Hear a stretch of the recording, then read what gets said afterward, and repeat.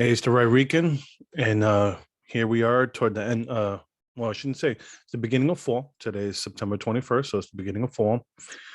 And let the talk of the 2022 election begin. You already see some articles popping up, and obviously, it's always when you see the mainstream media, it's always about it's to help the Democrats. Why do I say that? Here's a Axios article: Democrats dwindling 2022 map, and then here's this is from CNN. This poll should terrify Democrats ahead of 2022 race. Now you're saying what? Okay, so what is this about? So basically, it's when I say it's beginning. This is what's going on. Um, the mainstream media is going to push the fear tactics already. I mean, they already do it. I mean, you see the fear when it comes to COVID. That I mean, it's something to be scared of, but not to the point where the media, even Bill Maher was talking about it, where the media is scaring the shit out of people. Let me see. I'll run it here just so you can see Bill Maher media scaring.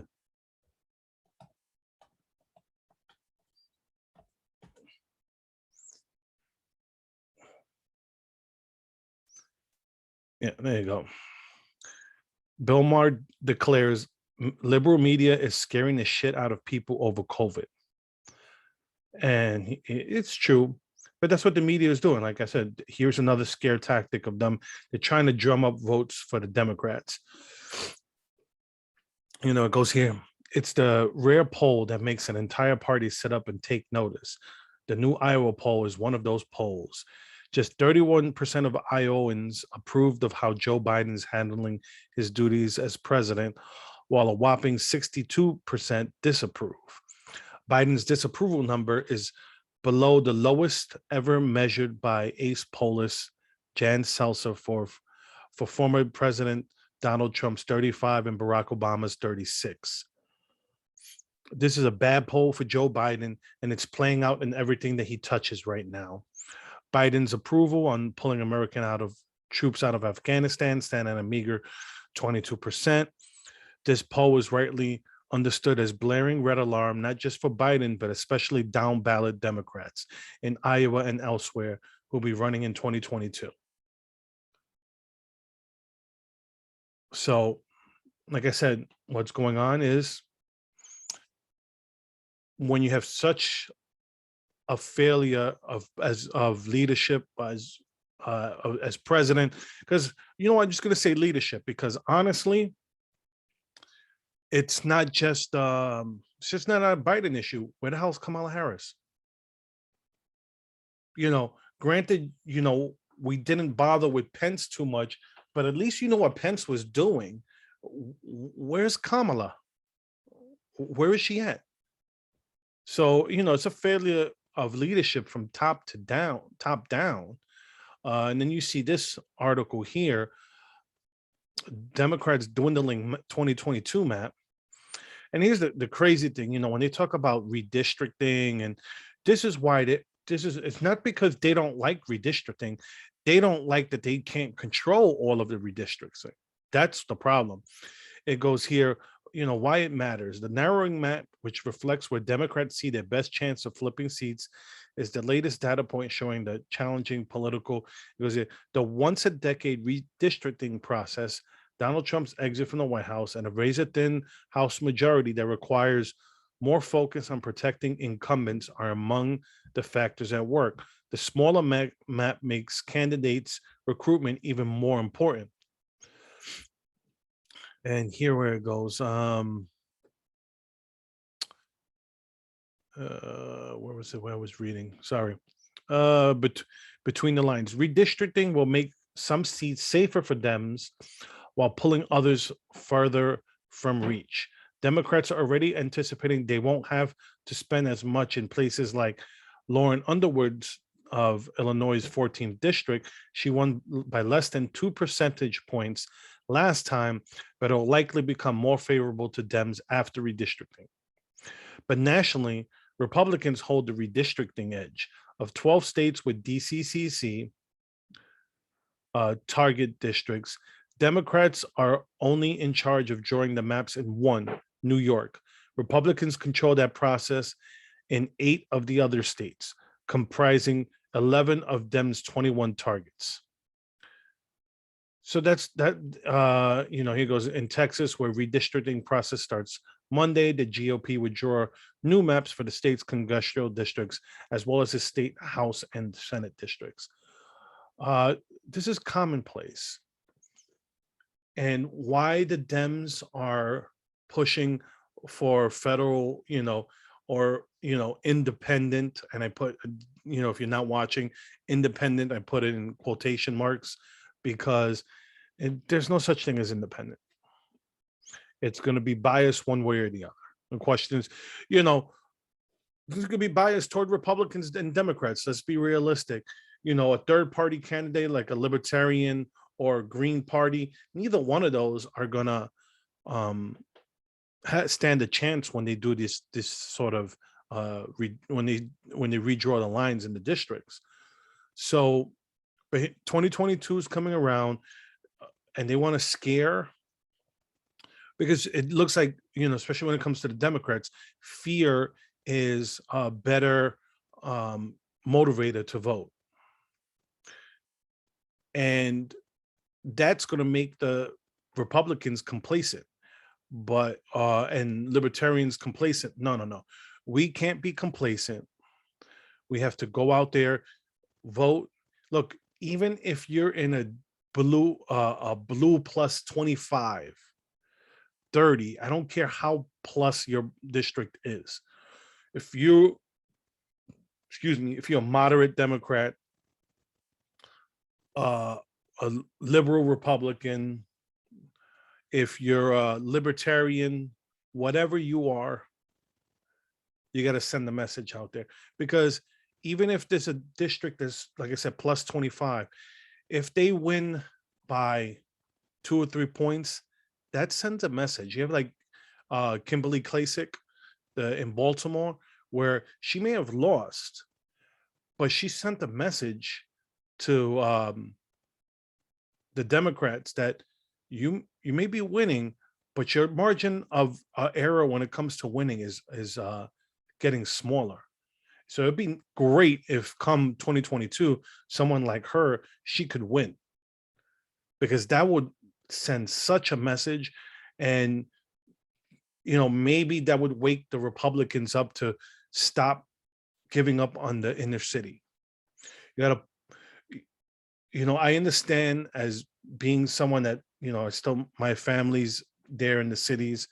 I understand how hopeless it seems. Because even for me, I mean, trying to talk to my family about politics, try to, get them off that Democrat plantation, they don't listen.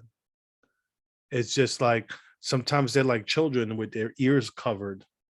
So we need to just push forward. Look, like I said, like I've been saying, regardless of the district, we got to make our voices heard. Don't what's the word I'm looking for? Just don't lose hope. Even if you're, like I said, even if you're in a deep blue district and you don't want to vote, you feel like, oh, my vote doesn't matter. Your vote matters even if you lose. Even if we lose, it sends a message when you have a district that's, a deep blue district, and all of a sudden, they're used to winning by, 25, 30 points. And then they lose an election even by, let's say even they win by 10 points, as opposed to winning by 25. Yeah, they'll take notice of that. They don't have, they want to win by 20 points. They want it to be comfortable. Because if you go, okay, this election, and you know what, if they don't take notice that they lost 15 points, then you know what? The fact that you got it down 10 points, that's when you start, talking to your friends, talking to your neighbors. And because this is what I try to explain, this is what I explain to people. The media and the left, what they've done is they've changed the Overton window when it comes to left versus right. The 6 years I lived in Texas, I used to tell my friends, I'm like, uh, a New York Republican would be a Texas Democrat, just because the fact that uh, there's certain policies that in Texas versus New York. Texas is a much more conservative state versus New York. So you're going to have some policies that in New York, someone that's considers himself a Republican, because they may not be as far left as the Democrats in New York. But if they go to run in Texas, they're not going to be right enough or conservative enough to run as a Republican in Texas. So remember that when they go, oh, I can't vote Republican, they're crazy, right wing, and you run by an issue and you go, let's say, for example, you're Latino like me, you go to you go to a Puerto Rican, Dominican friend, and you go, a lot of Latinos are not for abortion, and especially like a state like New York, they've ignored the whole abortion up to 9 month law, because Telemundo and Univision, they pretty much they just ignored what happened. They ignored that because they know that doesn't poll well for Latinos. So that's stuff that we got to take advantage of in those deep blue districts, because you're not going to win those elections in one cycle. So if you go and you push and you vote, like I said, use Kim Klacik um, uh, as a barometer, and to show how much progress she made. Let's see, maybe hopefully 2022 she could win this time. So, but that's what we need to do. Don't don't get complacent, because all you're going to see is Democrats panicking about 2022, and that's to rile up their base. That's to get them out to vote. It's and it's also to suppress our vote as right-leaning people, because then we're going to go, well, we have it in the bag. 2022, Joe Biden's such a mess that we're going to win. We're going to take back the House. We're going to take back the Senate. No. Look, act like the Democrats and be like, no, we got to get the vote out. We have to push forward. I know they say that we're supposed to win. Well, you know what? The only way we're supposed to win is if we actually win, and we got to go out and vote and push ahead and get the House back, get the Senate back. You know what? And and hold Joe Biden's feet to the fire. And you know what? I don't care if, let's say, for example, Kamala Harris has to be president for a year and a half, while we, well, it's not even going to, let's say that we could, let's say Kamala Harris becomes president for like the last year, 8 months of Biden's presidency, because he got impeached for stuff that he should get impeached over. Like, let's say, for example, the whole thing with the eviction moratorium, the Supreme Court ruled it unconstitutional. He went and he wrote another unconstitutional eviction moratorium, and the Supreme Court came back and said again, that's unconstitutional. You can't do that. But he went ahead and did it again. And the media covered for him because they're okay with why he was doing it, even though it was unconstitutional. So, anyways, just push forward, vote, regardless if you're in a deep red or deep blue. The message needs to be, if you're in a deep red and you go, oh, we want, you know what? No, go and vote, because you know what? If we normally win by 20, let's go and win by 30. And this whole yes, let's make a red wave, just so like that there's the noise is there, and they get to see that we're not happy about the way things are going.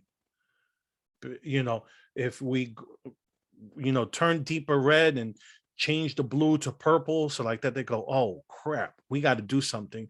Well, not that we got to do something, then we could go, okay, if we could get these deep blue to purple, then we could change them to red. You just got to know how to send the message to people. And it's like I said, it's about getting those moderates. There are still moderate Democrats out there. We just have to get the message of the moderate Republicans in the cities need to get their message across better.